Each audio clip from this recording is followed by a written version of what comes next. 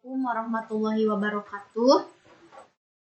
Alhamdulillah kita semua masih diberikan kesehatan seperti biasa melaksanakan kuliah online pembelajaran daring pada hari Sabtu ini. Baik, langsung saja kami dari kelompok 5 akan membahas mengenai pengembangan desain penelitian tindakan kelas. Kami dari kelompok 5 dengan beranggotakan saya sendiri, Mela Fauziah, dan rekan saya, Ummu Salamah. Dalam pembahasan ini, konsep pembahasan yang akan kami bahas diantaranya yang pertama, pengertian pengembangan desain PTK. Yang kedua, siklus pengembangan desain PTK. Yang ketiga, langkah-langkah pengembangan desain PTK. Yang keempat, bentuk-bentuk pengembangan desain PTK. Baik, yang pertama pengertian pengembangan desain PTK. Di sini saya mengambil pengertian menurut Sudarsono dalam Muhammad Asrori 2007, yang dimana pengembangan desain penelitian tindakan kelas adalah model atau gambaran bentuk penelitian yang akan diikuti dalam pelaksanaan penelitian tindakan kelas.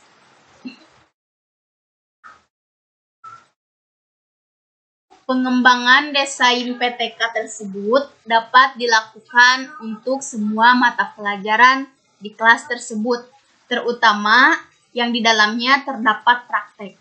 Pemilihan desain atau model yang akan digunakan tergantung kepada permasalahan yang dihadapi di lapangan, serta pemahaman dan kemampuannya terhadap suatu model PTK. Maksud dari permasalahan yang terjadi di lapangan itu yaitu permasalahan yang terjadi di suatu kelas tersebut.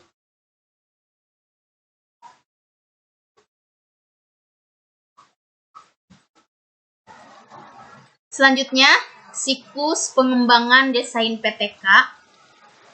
Desain penelitian tindakan kelas melibatkan pengumpulan informasi mengenai program dan hasil pendidikan saat ini, menganalisis informasi, mengembangkan rencana untuk memperbaikinya, mengumpulkan perubahan serta rencana baru, serta diimplementasikan, dan mengembangkan kesimpulan tentang perbaikan tersebut. Nah, di sini saya gambarkan siklusnya seperti ini, yang dimana ini tidak jauh dari pemateri-pemateri sebelumnya mengenai siklus. Namun di sini siklus pengembangan desain PTK itu yang pertama di sini ada perencanaan, yang dimana perencanaan ini telah disiapkan sebelum melakukan penelitian tentunya ya. Jadi pada perencanaan ini seorang guru harus sudah merancang atau seorang guru harus sudah menentukan hal-hal apa saja yang nanti akan dilakukan pada saat proses penelitian. Selanjutnya ke pelaksanaan. Di sini pelaksanaan tentunya pelaksanaan penelitian itu sendiri, kegiatan penelitian itu sendiri. Sesudah pelaksanaan dilakukannya pengamatan, yang dimana pada saat pengamatan di sini itu diamati masalah apa saja yang timbul atau masalah apa saja yang ada di kelas tersebut. Nah, kemudian ini di sini refleksi. Setelah mengamati adanya juga refleksi ya. Adanya refleksi atau evaluasi yang dimana supaya penelitian tersebut atau masalah tersebut bisa terselesaikan. Kemudian di siklus 2 juga sama. Apabila pada siklus pertama ini permasalahannya masih belum terselesaikan, nah itu dilakukan siklus kedua, yaitu siklus selanjutnya. Sama ini juga perencanaan, pelaksanaan, pengamatan, serta refleksi yang dimana untuk menuntaskan permasalahan yang akan diteliti sampai akhirnya permasalahan tersebut, permasalahan dalam kelas tersebut dapat terselesaikan. Yang selanjutnya yaitu langkah-langkah pengembangan desain PTK. Ada beberapa langkah-langkah pengembangan desain PTK, diantaranya 1. Ide awal, 2. Prasurvei atau temuan awal, 3. Diagnosis, 4. Perencanaan, 5. Implementasi tindakan, 6. Observasi, 7. Refleksi atau evaluasi, 8. Penyusunan laporan. Nah, yang ke-1 yaitu ide awal. Seseorang yang hendak melakukan atau melaksanakan suatu penelitian biasanya itu memiliki ide awal. Nah, pada umumnya ide awal itu yang menyangkut pada PTK itu adalah terdapatnya suatu permasalahan yang berlangsung atau terjadi di dalam suatu kelas. Nah, ide awal tersebut diantaranya berupa suatu upaya yang dapat ditempuh untuk mengatasi permasalahan tersebut dengan penerapan PTK. Peneliti harus mau berbuat apa demi suatu perubahan dan perbaikan. Yang kedua itu prasurvei atau temuan awal.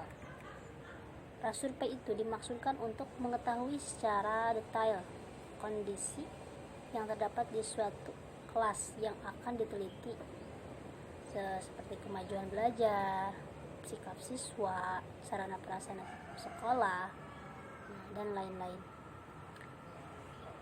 Nah, survei ini biasanya dilakukan sebagai langkah untuk temuan awal yang dilakukan oleh seorang peneliti yang akan melakukan PTK. Yang ketiga, ada diagnosis. Diagnosis dilakukan oleh peneliti yang tidak terbiasa mengajar di suatu kelas yang dijadikan sasaran penelitian. Peneliti dari luar lingkungan kelas atau sekolah perlu melakukan diagnosa atau dugaan-dugaan sementara mengenai timbulnya suatu permasalahan yang muncul di dalam satu kelas.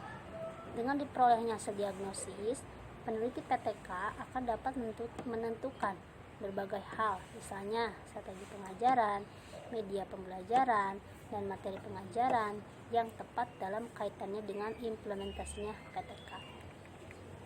Yang keempat ada langkah perencanaan. Di dalam penentuan perencanaan dapat dipisahkan menjadi dua bagian, ada perencanaan khusus dan perencanaan umum. Nah, perencanaan khusus dimaksudkan untuk menyusun rancangan dari siklus ke persiklus, sedangkan dan perencanaan umum. Nah, perencanaan khusus dimaksudkan untuk menyusun rancangan dari siklus ke persiklus, sedangkan perencanaan umum dimaksudkan untuk menyusun rancangan yang meliputi keseluruhan aspek yang terkait pada PTK. Yang selanjutnya terdapat implementasi tindakan. Implementasi tindakan pada prinsipnya merupakan realisasi dari suatu tindakan yang sudah direncanakan sebelumnya, seperti strategi apa yang akan digunakan, materi apa yang akan diajarkan atau dibahas, dan lain sebagainya. Yang keenam ada observasi atau monitoring. Pengamatan, observasi atau monitoring dapat dilakukan sendiri oleh peneliti atau kolaborator yang memang diberi tugas untuk hal itu. Nah, pada saat melakukan monitoring atau melakukan observasi, pengamat haruslah mencatat semua peristiwa yang terjadi di dalam kelas saat melakukan penelitian. Misalnya mengenai kinerja guru, situasi kelas, perilaku, dan sikap siswa, penyajian atau pembahasan materi, penyerapan siswa terhadap materi yang diajarkan, dan lain sebagainya. Yang ketujuh ada refleksi atau evaluasi. Pada prinsipnya, yang dimaksud dengan istilah refleksi itu adalah upaya evaluasi yang dilakukan oleh para kolaborator atau partisipan yang terkait dengan suatu PTK yang dilaksanakan. Ya, biasanya refleksi ini dilakukan dengan kolaboratif, seperti adanya diskusi terhadap berbagai masalah yang terjadi di kelas penelitian. Yang kedelapan, penyusunan laporan. Laporan hasil penelitian PTK seperti halnya jenis penelitian yang lain, yaitu disusun sesudah selesai melakukan penelitian atau melakukan penelitian terhadap kelas yang kita sudah lakukan. Barulah disusun penyusunan laporan. Selanjutnya ada bentuk-bentuk pengembangan desain PTK. Model-model penelitian tindakan kelas yang dipilih pada saat penelitian juga termasuk ke dalam pendesainan PTK, di mana penelitian desain PTK didesain sedemikian rupa dengan menggunakan beberapa model PTK. Maka dari itu, model-model PTK yang digunakan tersebut termasuk ke dalam bentuk pengembangan desain PTK.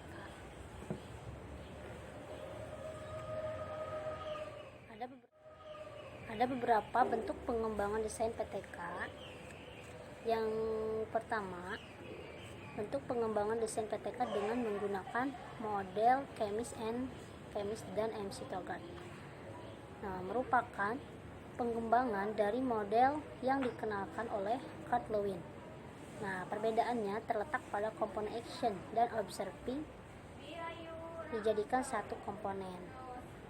Alasan penggabungan itu adalah adanya satu kesatuan waktu, artinya ketika tindakan berlangsung maka observasi juga dilakukan. Ada 3 komponen model Chemist dan MC Togart: 1 planning, 2 action, 3 refleksi. Yang kedua, bentuk pengembangan desain PTK dengan menggunakan model Johann Elliott. Kegiatan ini untuk mengumpulkan informasi tentang masalah yang ditemukan oleh seorang peneliti di sekolah.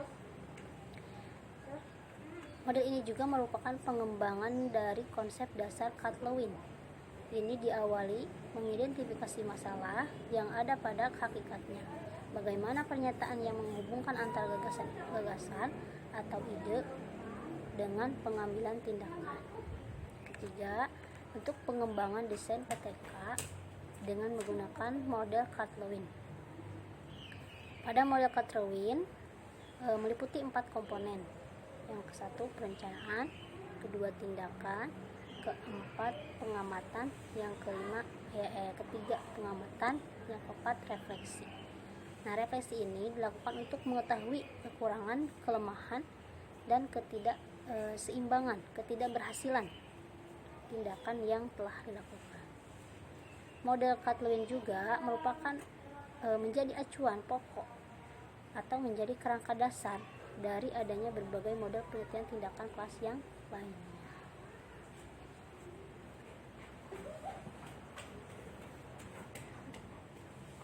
Baik, terima kasih. Mungkin hanya itu pembahasan dari kelompok kami. Semoga bermanfaat. Wassalamualaikum warahmatullahi wabarakatuh.